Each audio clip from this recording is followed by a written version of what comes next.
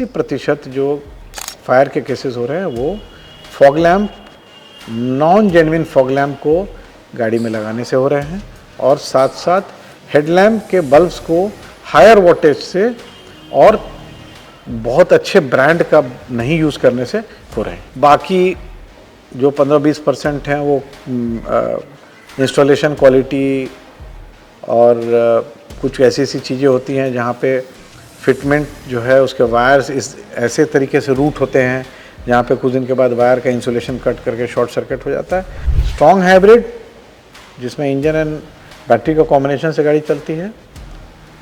EVs जो electric vehicles हैं जो फुल्ली बैटरी से चलती हैं, और तीसरी जो आपकी सीएनजी व्हीकल्स हैं। इन तीनों गाड़ियों में मैं अपने व्यूअर्स से रिक्वेस्ट करूंगा, अपने अनुभव को शेयर कर रहा हूं। इसमें इलेक्ट्रिकल मॉडिफिकेशंस बाहर से जो OEM सप्लाइड या मैन्युफैक्चरर द्वारा सप्लाई किया एक्सेसरीज नहीं है उससे बचें। नमस्कार, हेड्स अप ऑटो में आपका बहुत बहुत स्वागत है। मैं हूं शक्ति प्रकाश और आज का टॉपिक बहुत इंटरेस्टिंग है। किन किन गाड़ियों में किस किस तरह के एक्सेसरीज से आपको बचना चाहिए, और इस विषय पर बातचीत करूंगा अपने ऑटो एक्सपर्ट अशोक प्रियदर्शी जी से। सर बहुत बहुत स्वागत है। सर धन्यवाद। गाड़ियों में जो एक्सेसरीज लगता है उसका कुछ पॉजिटिव कुछ नेगेटिव होता है इम्पैक्ट, तो किस तरह के एक्सेसरीज को गाड़ी में लगाना चाहिए अलग अलग वैरायटी के गाड़ियों में? देखिए शक्ति जी, आज का जो टॉपिक का सिलेक्शन है ना वो काफ़ी सारे इनपुट्स के बाद हम लोग ने इसका चयन किया।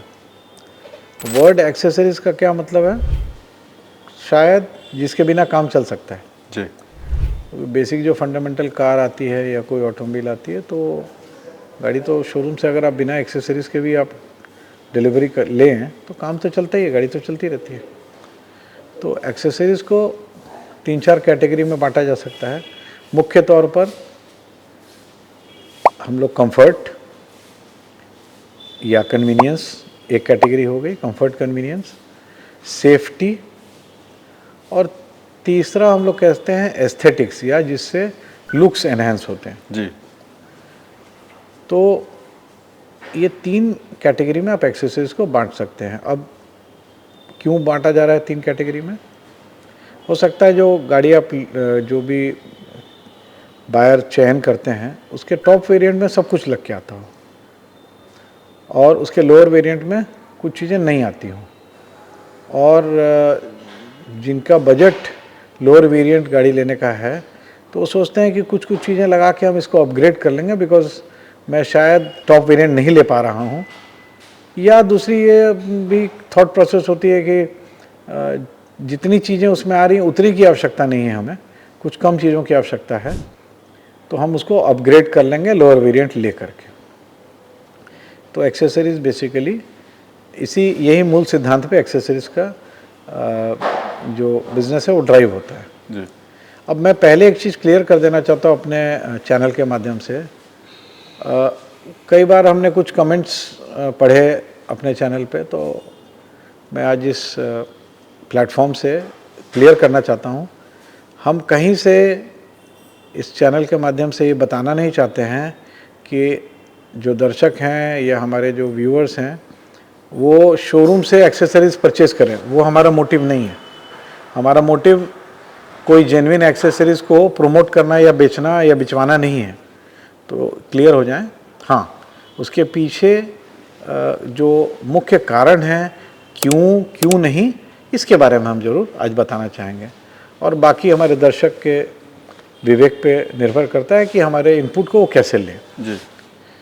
तो मैं ये बताना चाहता हूँ शक्ति जी, मुख्य तौर पे, अब ये तो बहुत लंबी लिस्ट है, तो मैंने ये देखा है कि कोई भी ब्रांड हो, जो एक्सेसरीज ब्रांड द्वारा सप्लाई होती है उसकी क्वालिटी रियली टॉप नॉच होती है, इसमें से कहीं से कोई दो मत नहीं है। आप ये सोच सकते हैं कि ये 3-4 कैटेगरीज जो हमने बनाई उसमें लुक्स एक कैटेगरी है। इवन लुक्स में मैंने देखा है कि काफ़ी सारी चीज़ें जो पेस्ट होती हैं गाड़ी पे, या जो गाड़ी में ओरिजिनल जो स्लॉट बना होता है उसमें वो फिक्स होती हैं, क्वालिटी के कारण काफ़ी सारी चीज़ों में अंतर आता है। तो पहला सुझाव है कि कोशिश करें कि जो ब्रांड की गाड़ी आप खरीद रहे हैं, अगर उसमें एक्सेसरीज लगाना है तो पहली प्राथमिकता या पहला चॉइस जो है आपका, जो कंपनी से सप्लाई किया हुआ उसी ब्रांड का जो एक्सेसरीज है वो होना चाहिए। ये मेरा मानना है। काफ़ी इसके ऊपर मैं एक्सपीरियंस शेयर किया मैंने, काफ़ी केस स्टडीज़ हैं, मगर ये मैं आज एकदम दावे के साथ कह सकता हूँ कि जो एक्सेसरीज मैन्युफैक्चरर दे रहा है, आप प्लीज़ उसी का चयन करें। दूसरा एस्पेक्ट जो इस वीडियो का वो है कि हम मुख्य तौर पे बताना चाहते हैं, हम अपने अनुभव से, कि कहाँ कहाँ गलतियाँ हो रही हैं और उस गलती का क्या आफ्टर इफेक्ट है। शक्ति जी, हम लोग ने करीब पिछले 2-3 सालों से कुछ सैंपल सर्वे किया जी।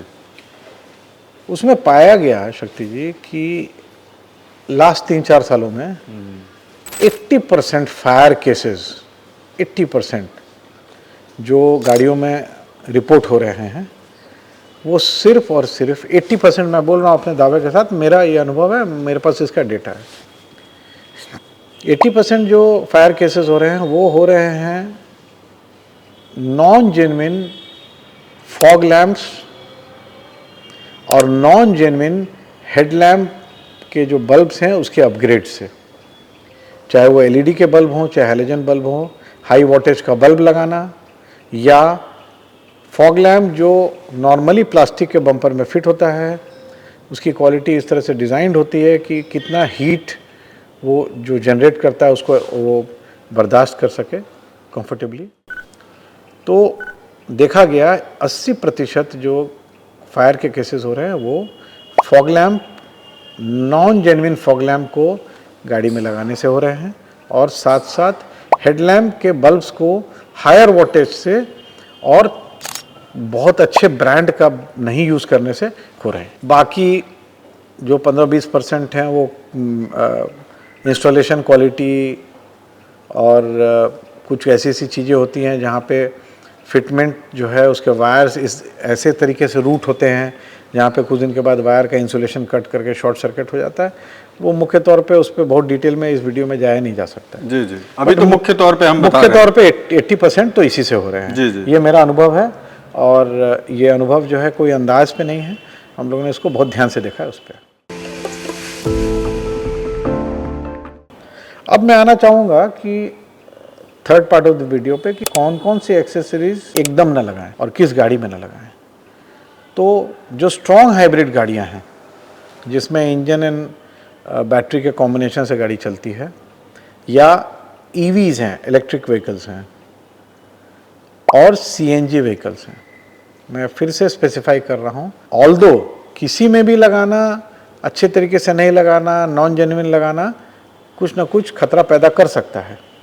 इलेक्ट्रिकल्स की बात कर रहा हूँ, इलेक्ट्रिकल एक्सेसरीज की बात कर रहा हूँ, चाहे वो फॉग लैम्प्स हों, हेडलैम्प्स हों, या और कुछ एक्सेसरीज हो। जी जी। तो इसमें मेरा ये कहना है कि स्ट्रॉन्ग हाइब्रिड जिसमें इंजन एंड बैटरी का कॉम्बिनेशन से गाड़ी चलती है, ईवीज जो इलेक्ट्रिक व्हीकल्स हैं जो फुल्ली बैटरी से चलती हैं, और तीसरी जो आपकी सीएनजी व्हीकल्स हैं। इन तीनों गाड़ियों में मैं अपने व्यूअर्स से रिक्वेस्ट करूँगा, अपने अनुभव को शेयर कर रहा हूँ, इसमें इलेक्ट्रिकल मॉडिफिकेशंस बाहर से जो OEM सप्लाइड या मैन्युफैक्चरर द्वारा सप्लाई किया एक्सेसरीज नहीं है उससे बचें। सीएनजी कार्स स्पेसिफिकली देखिए, सीएनजी गाड़ियों में क्योंकि सीएनजी जो होता है वो पेट्रोल गाड़ी के ऊपर एडिशनल फिटमेंट होता है, तो इंटरफेस होते हैं सीएनजी और पेट्रोल के सिस्टम में, आपस में उसको इंटरफेस करके उसको सिंक्रोनाइज किया जाता है। क्योंकि सीएनजी फिटमेंट जो होता है वो पेट्रोल के एडिशन में होता है, इन एडिशन होता है। पेट्रोल बेसिक फंक्शन होता है, उसके ऊपर से सीएनजी लगता है।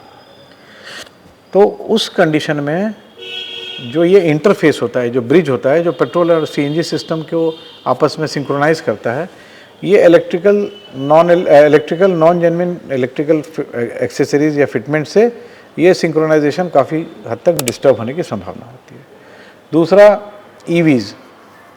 ईवी में क्या होता है शक्ति जी कि पूरी जो ईवी गाड़ी है ना वो बहुत ही high technology and high complicated softwares से मतलब संचालित होती है। जी जी। कोई भी ईवी गाड़ी में आप देखिएगा कि हार्डवेयर बहुत कम होता है। अरे मुख्य तौर पे अगर हम बोलें तो हार्डवेयर क्या है, जो गाड़ी के शेसी है, wheel system, steering system, brake system, इसके अलावा बैटरी एंड मोटर है। तो ईवीज में हम लोग ने देखा कि इतना ज़्यादा सॉफ्टवेयर का उसमें यूज़ होता है, इतना ज़्यादा उसमें इलेक्ट्रॉनिक्स का यूज़ होता है कि कोई भी एक्सेसरीज़ जो कंपनी के द्वारा या मैन्युफैक्चरर द्वारा सप्लाई नहीं की गई है, उसके कहाँ से पावर इनपुट्स लेने हैं, ये सब स्पेसिफाइड नहीं होते हैं। आफ्टर मार्केट में लगाने से उनको भी काफ़ी परेशानी आती है। और तीसरा मैंने बोला full hybrid vehicles. Full hybrid vehicles में भी क्योंकि काफ़ी कुछ इलेक्ट्रॉनिक्स जो हैं वो काफ़ी एडवांस्ड टेक्नोलॉजी के इलेक्ट्रॉनिक्स हैं, तो इसमें भी आप कोई भी इलेक्ट्रिकल या इलेक्ट्रॉनिक एक्सेसरीज़ जो मैन्युफैक्चरर द्वारा नहीं दिया गया है उसको भी लगाने से बचें। ये हो गया इलेक्ट्रॉनिक्स और ये की 3 तरह की कैटेगरी गाड़ियाँ। और लास्टली मैं बोलना चाहूँगा, अभी आप देखें शक्ति जी कि गवर्नमेंट के तरफ से एक मैंडेटरी भी हो गया है। संभवतः 2026 अप्रैल से भारतवर्ष में ऐसी कोई गाड़ी नहीं बनेगी जिसमें कि 6 एयरबैग्स मैन्युफैक्चरर द्वारा सप्लाई नहीं किए जाएंगे। लास्ट जो है वो मार्च 2026 तक ही है समय, तब तक आप 2 एयरबैग या 4 एयरबैग वाली गाड़ी बेच सकते हैं। इसके बाद मिनिमम 6 एयरबैग्स आपकी गाड़ी में लग के आएंगे। अब सुनने में तो बड़ा अच्छा लगता है, परंतु जो ये एयरबैग्स हैं वो कर्टेन एयरबैग्स के फॉर्म में भी आने लगे हैं। और इसमें मुझे अपने दर्शकों से साफ साफ ये कहना है कि जो 4 से ज़्यादा एयरबैग वाली गाड़ियां हैं, खासकर जिसमें कर्टेन एयरबैग सिस्टम है, उसमें एक सीट कवर जैसा एक बहुत लो टेक्नोलॉजी जिसको हम लोग कहते हैं, लो टेक्नोलॉजी चीज़ है ना, सीट कवर है ऊपर से लेके लगा देना, उसमें भी ऐसी डिज़ाइन की त्रुटियां हो सकती हैं जिससे साइड के जो कर्टेन एयरबैग्स हैं उसके डिप्लॉयमेंट में वो बाधा बन सकते हैं। तो जो सीट का ओरिजिनल फॉर्म है, खासकर जो पीछे का जो ये बैक होता है, उसका शेप जो है वो डिस्टॉर्ट नहीं होना चाहिए, वो बदलना नहीं चाहिए, नहीं तो साइड में जो कर्टेन एयरबैग्स हैं वो इफ़ेक्टिव तरीके से डिप्लॉय भी नहीं होंगे, और अगर डिप्लॉय होंगे तो शायद जो उसकी उपयोगिता है सेफ्टी प्रदान करने के लिए वो भी नहीं हो पाएगी। और कहीं से ये ना समझा जाए कि हम लोग कोई जेन्युइन एक्सेसरीज़ को प्रमोट कर रहे हैं। जो हमारी ऑब्जर्वेशंस है उसको शेयर कर रहे हैं, और बाकी व्यूअर्स का डिस्क्रिशन और व्यूअर्स का जो विवेक है वो ऑफ कोर्स प्रिवेल करेगा। अशोक जी, जैसे आपने सेफ्टी को प्राथमिकता में रखते हुए एक्सेसरीज़ को लेके बहुत अच्छा इनलाइटेंड इंफॉर्मेशन अपने हमारे दर्शकों को दिया। कुछ चीज़ें ऐसी होती हैं जो खूबसूरती के लिए होती है, जैसे बम्पर हो गया या फिर इस तरह की बहुत सारी चीज़ें होती हैं एक्सेसरीज़ के तौर पर, उसमें तो कहीं कोई इस तरह की दिक्कत नहीं होगी? देखिए, अगर आप कोई चीज़ एनहांस करने के लिए, लुक्स एनहांस करने के लिए डाल रहे हैं, जी जी, अब छोटी सी बात समझिए, गाड़ी है तो अंदर में मैट्स लगाएंगे आप, रबर मैट्स लगाएंगे। अब आप सोचिए शक्ति जी कि ड्राइवर जो है वो बार बार ब्रेक, एक्सेलरेटर, क्लच के पेडल्स को यूज़ करते हैं जी। तो अगर आपके वो मैट भी आपने शायद मैन्युफैक्चरर द्वारा सप्लाई किए नहीं लगाए ना जी, तो उसका शेप इस तरह का होगा, या उसका एंकर सिस्टम इस तरह होगा, या फिक्स करने का की व्यवस्था इस तरह से होगी कि वो धीरे धीरे स्लिप होके आगे ना सरके। मैटिंग बहुत कॉमन चीज़ है, रबर मैट आगे ऐसे स्लिप करके आगे चला जाता है। अब आगे चला जाएगा तो हो सकता है ब्रेक दबाने में वो क्या कहते हैं रुकावट पैदा करे, खतरा हो सकता है उससे। तो देखने में छोटी सी चीज़ लगती है। मैंने अभी आपको बताया seat belt, sorry seat cover के बारे में। सीट कवर भी जो है एयरबैग के ऑपरेशंस को बाधित कर सकता है। उसी तरह से एक नॉन जेन्युइन मैट आपके सेफ्टी को कहीं ना कहीं से कोई क्वेश्चन मार्क लगा सकता है, उसके चलते कुछ प्रॉब्लम हो सकती है। अब आपने बोला लुक्स के लिए, लुक्स के लिए प्राइमरली आप क्या करेंगे? या तो कोई क्रोम का चीज़ लगाएंगे, जी। कोई स्टिकर लगाएंगे, या कुछ चिपकाएंगे, या कुछ ड्रिल करके लगाएंगे। ड्रिल के लगाएंगे तो थोड़ा रस्टिंग की संभावना हो सकती है। जो ओरिजिनल एक्सेसरीज होती हैं, अगर उसमें कोई चीज़ ड्रिल करके भी लगानी होती है तो उसके लिए सफिशेंट रबर के ग्रोमेट्स वगैरह होते हैं ताकि वहाँ पे पानी नहीं जाए, जंग नहीं लगे। तो होता क्या है शक्ति जी कि अनटिल अनलेस आप बहुत ज़्यादा जानकार हैं और आपको मालूम है कि इसका बहुत कोई दुष्प्रभाव नहीं है, या आपको मालूम है कि नहीं ठीक है कोई प्रॉब्लम नहीं है, ये तो माइनर सी चीज़ है जो हमने लगाई है, वो अगेन डिपेंड करता है आपके नॉलेज के ऊपर में। परंतु फिर मैं बोलूँगा, अब क्रोम का ही कोई कंपोनेंट आप लगा रहे हैं, या आप डोर वाइज़र ही लगा रहे हैं जो शीशे के विंडोज़ के ऊपर में लगते हैं, अब वो डोर वाइज़र की क्वालिटी भी अगर बहुत अच्छी नहीं होती है तो धूप में खड़े खड़े ना वो डैमेज हो जाती है जी। साइड मोल्डिंग्स लगाते हैं लोग, तो ये तो लुक्स के लिए लगा रहे हैं। तो वहाँ पे भी हम लोग ने देखा कि वो अच्छी क्वालिटी का नहीं होने की वजह से वो कुछ दिनों के बाद निकल जाता है धूप में। तो कहने का अर्थ ये है कि कोशिश करें कि जेन्युइन एक्सेसरीज लगाएं, चाहे वो लुक्स हो, सेफ्टी हो, कन्वीनियंस हो, कोई भी चीज़ हो। एक्सेसरीज का मतलब ही है एक्सेसरीज, उसके बिना काम चल सकता है।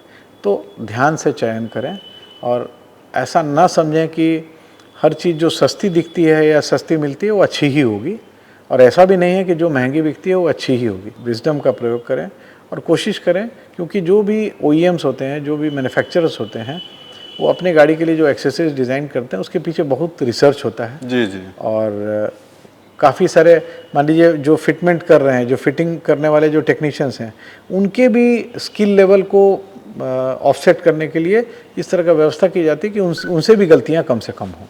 जी बिल्कुल अशोक जी, बहुत बहुत धन्यवाद सटीक जानकारी देने के लिए। और हेड्सअप ऑटो कभी भी किसी ब्रांड को प्रमोट नहीं करता है, तो हमारे दर्शक इस बात को बखूबी समझते हैं। तो जो भी एक्सेसरीज अगर गाड़ी में लगानी है तो सुरक्षा प्राथमिकता में है, जैसा हमारे ऑटो एक्सपर्ट बता रहे हैं, तो उसको ध्यान जरूर रखिए। और जो कंपनी सप्लाइड एक्सेसरीज है, OEM सप्लाइड एक्सेसरीज है, उसको लगाएंगे तो बेहतर होगा, क्योंकि सुरक्षा बहुत महत्वपूर्ण है हमारे दर्शकों के लिए, क्योंकि हम चाहते हैं कि सुरक्षा से कोई समझौता हमारे दर्शक ना करें। हेड्सअप ऑटो को आप ज़रूर से सब्सक्राइब कर लें, कमेंट ज़रूर करें, और हमारे फेसबुक और इंस्टाग्राम पेज को भी फॉलो करें। दीजिए अभी के लिए शक्ति प्रकाश को इजाज़त। बहुत बहुत धन्यवाद।